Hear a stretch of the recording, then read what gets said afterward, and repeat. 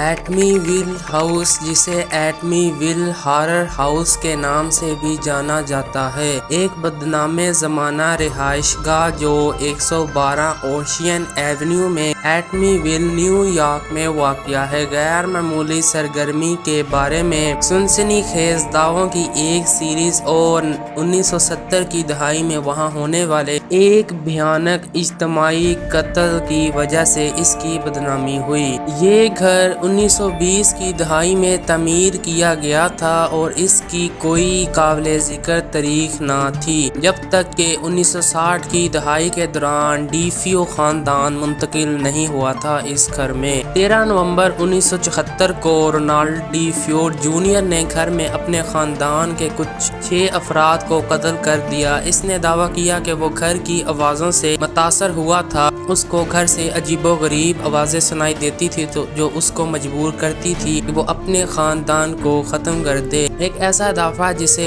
بالآخر عدالت میں مسترد کر دیا گیا تھا۔ کچھ عمر قید کی سزا سنائی گئی تھی۔ دسمبر 1975 میں جارج اور کیتھی لٹس پچھلی شادی سے کیتھی کے 3 بچوں کے ساتھ گھر میں منتقل ہوا۔ وہ ڈی فیو کے قتل سے واقف تھا، لیکن ان کا خیال تھا کہ گھر اب ایک اچھا سودا ہے کیونکہ اس کو وہ قاتل گھر کم پیسوں میں مل رہا تھا۔ لٹس خاندان نے دعویٰ کیا کہ اس نے خوفناک غیر معمولی واقعات کی ایک سیریز کا تجربہ کیا ہے جس میں پراسرار آوازیں، عجیب بدبو، لٹیشن اور بھوت کی شکلیں شامل ہیں، اور انہوں نے سایہ دار شخصیات کو کمروں میں چلتے ہوئے دیکھا ہے۔ انہوں نے یہ بھی الزام لگایا کہ گھر میں شر پسندوں کی موجودگی بھی ہے۔ دا ایمیٹیویل ہارر بک 1977 میں ایک نامی کتاب شائع ہوئی جو جے آنسن کے خاندان کے تجربات کی تفصیل تھی۔ کتاب لٹس کی جس میں ایک بیسٹ سیلر بن گئی اور اس نے مبینہ طور پر شکار کرنے میں اہمی عوامی دلچسپی پیدا کی۔ بہت سی شکی اور ناقادین نے استدلال کیا کہ خوفناک دعوے سانحہ سے فائدہ اٹھانے کے لیے من گھڑت تھے اور لوٹنز خاندان کو اپنی کہانی کے حقوق پر قانونی چیلنجوں اور تنازعات کا سامنا کرنا پڑا۔ دعووں کی جانچ کے لیے مختلف تحقیقات کی گئیں، کچھ کو غیر معمولی سرگرمی کا کوئی ثبوت نہیں ملا۔ لٹس خاندان کے کھاتوں اور کتاب میں پیش کی گئی تفصیلات میں بھی تضاد۔ ایٹمی ویل ہاؤس کی کہانی کو متعدد فلموں، دستاویزی فلموں اور ٹی وی شوز میں دکھایا گیا ہے۔ ان مواقفات نے مقبول ثقافت میں گھر کی بدنامی کو مزید ساریت کر دیا۔ ایٹمی ویل ہاؤس غیر معمولی پرجوشوں، شکوک و شبہات اور حقیقی جرم میں دلچسپی رکھنے والوں کے درمیان بحث کا موضوع بنا ہوا ہے۔ نمبر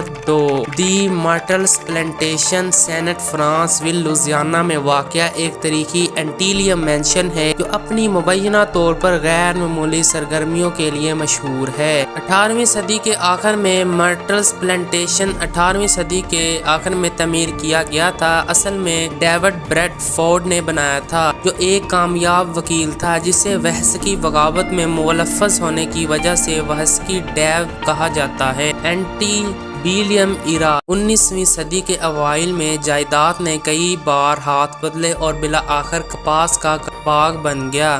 اسے رفن میں خریدا تھا جس نے پودے لگانے 1934 گرے اسٹرنگ والے گھر کو اس کی موجودہ شکل تک بڑھا دیا۔ خانہ جنگی کے دوران شجر کاری کو اہم معاشی مشکلات کا سامنا کرنا پڑا۔ جنگ کے بعد بہت سے جنوبی باغات کی طرح اس نے بدلتے ہوئے سماجی اور معاشی منظرنامے کو اپنے کے لیے جدوجہد کی۔ چلو دی گھوسٹلی سلیو دی مارٹلز کے گرد مشہور افسانوں میں سے ایک چلو کی ہے جو کہ ایک غلام تھا جو گھر کے افراد کو زہر دینے میں ملوث تھا۔ کہا جاتا ہے کہ اس کی روح احاطے میں گھومتی رہتی ہے، کبھی کبھی تصویروں میں بھی نظر آتی ہے۔ زائرین اور رہائشیوں نے سابق غلاموں اور بچوں کی روحوں سمیت متعدد دیگر ظاہری شکلوں کی اطلاعات دی ہے۔ کچھ قدموں کی واضح آوازوں اور دیگر غیر واضح آوازوں کو سننے کی وضاحت کرتے ہیں۔ میٹلز کے علم کا ایک دلچسپ پہلو یہ دعویٰ ہے کہ بعض اوقات گھر کے آئینے کے قریب لی گئی تصویروں میں روحیں نظر آ جاتی ہیں یا ظاہر ہوتی ہیں۔ دی میٹلز انٹیلیویم فن تعمیر کی ایک عمدہ مثال ہے جس میں یونانی احیاء اور کریبیل آرکیٹیکچرل اسلوب نمایاں ہے۔ یہ اپنے مخصوص برآمدے اور شان و شوکت کے لیے جانا جاتا ہے۔ شجرکاری نے اپنی تاریخی خصوصیات کو محفوظ رکھنے اور اپنی تاریخ اور غیر معمولی ساکھ میں دلچسپی رکھنے والے زائرین کے لیے اپنی رغبت برقرار رکھنے کے لیے بحالی کی وسیع کوششیں کی ہیں۔ دی مائٹل پلانٹیشن عوام کے لیے کھلا ہے اور گائیڈڈ ٹور پیش کرتا ہے جو اس کی تاریخ، فن تعمیر اور اس پراپرٹی سے وابستہ بھوت کی کہانیوں کا جائزہ لیتے ہیں۔ شجرکاری مختلف خصوصی تقریبات کی میزبانی کرتی ہے بشمول شادیوں، بھوتوں کے دورے اور تاریخی تجدید کاری سیاحتی مقام کے طور پر اس کشش میں اضافہ کرتی ہے۔ پاپ کلچر کی اہمیت۔ دی مائٹل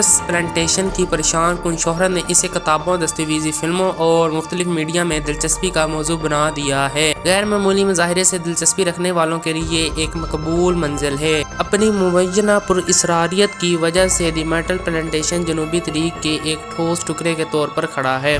نمبر 3، سان ڈیاگو کیلیفورنیا میں واقع ویلی ہاؤس کو اکثر ریاستہائے متحدہ میں سب سے زیادہ پریشان گھروں میں سے ایک کے طور پر سراہا جاتا ہے۔ 1857 میں ایک کامیاب تاجر اور علم بردار تھامس ویلی کے ذریعے تعمیر کیا گیا۔ ویلی ہاؤس سان ڈیاگو میں سب سے قدیم تعمیرات میں سے ایک ہے۔ یہ نہ صرف ویلی خاندان کی رہائش گاہ کے طور پر بلکہ ایک جنرل اسٹور، کورٹ ہاؤس اور تھیٹر کے طور پر بھی کام کر چکا ہے۔ 19ویں صدی کے اوسط میں یونانی احیاء فن تعمیر کی بہترین مثال وہالے ہاؤس ہے۔ اس کی خصوصیات اس کے سڈول، اگوواڑے، کالم والے پورچ اور کلاسک پیرامڈ سے ہے۔ اس گھر کو سان ڈیاگو کی تاریخ کا اہم حصہ سمجھا جاتا ہے اور یہ کیلیفورنیا کا ایک تاریخی نشان ہے۔ یہ تاریخی مقامات کے امریکی قومی رجسٹر میں بھی درج ہے۔ ویلی ہاؤس کو خوفناک ہونے کی وجہ سے شہرت حاصل ہوئی ہے۔ زائرین اور عملے نے متعدد غیر معمولی تجربات کی اطلاع دی ہے بشمول ظاہری شکلوں کا نظر آنا، غیر واضح آوازیں اور درجہ حرارت میں اچانک کمی محسوس کی جا چکی ہے۔ سب سے مشہور بھوت باشندے یقی جم رابنسن کے بارے میں خیال کیا جاتا ہے جسے گھر کی تعمیر سے پہلے جائیداد پر لٹکا دیا گیا تھا اور اسی گھر میں اس کو پھانسی دے دی گئی تھی۔ آج ویلی ہاؤس ایک میوزیم کے طور پر کام کرتا ہے اور اس کی دیکھ بھال سیو آور اور ہیریٹیج آرگنائزیشن SOHO کی کرتی ہے۔ یہ مدت کے لیے موضوع فرنیچنگ اور نمونے کی نمائش کرتا ہے جو زائرین کو 19ویں صدی کی زندگی کی ایک جھلک فراہم کرتا ہے۔ گھر گائیڈڈ ٹور پیش کرتا ہے جس کے طریق غیر معمولی سرگرمی کی اطلاع دیتا ہے۔ خصوصی تقریبات بشمول بھوت دوروں، اس موقع پر منعقد کیے جانے والے پروگرام جو ایک بار دیوتات کام کے طور پر اس کی ساکھ کو فائدہ پہنچاتے ہیں۔ دا وہالے ہاؤس کی پریشان کن شہرت نے اسے کتابوں، فلموں اور ٹیلی ویژن شوز میں ایک مقبول موضوع بنا دیا ہے۔ اسے مختلف غیر معمولی تحقیقات پروگراموں میں دکھایا گیا ہے۔ امید ہے کہ آپ کو آپٹیمم ہب کی یہ ویڈیو بھی پسند آئی ہوگی۔ ایسی ہی مزید خوفناک اور دل دہلا دینے والی ویڈیوز کے لیے ہمارے چینل کو سبسکرائب کریں اور اس ویڈیو کو لائک کریں۔